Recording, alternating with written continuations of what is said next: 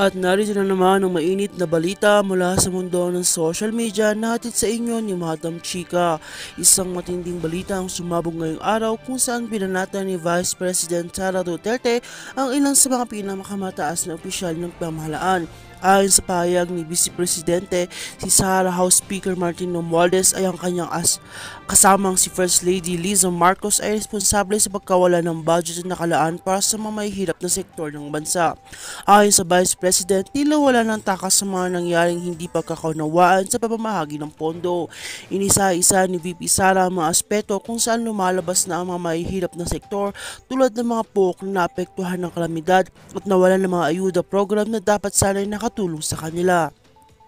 Sinabi ni Sara Duterte na sa kabila ng mga pangako ng administrasyon ni Pangulong Ferdinand Marcos Jr.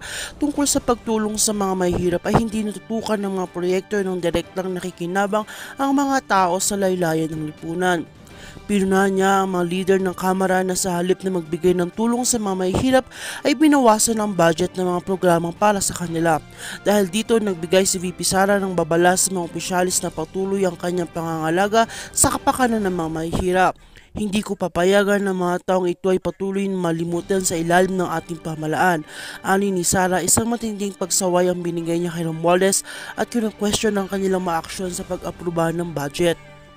Pinalakas pa ni VP Sara ang kanyang pahayag na pamamagitan ng pagtuloy sa ilang proyekto ng nawala ng pondo tulad ng mga pag-agrikulturang programa at health services para sa mga may hirap na komunidad.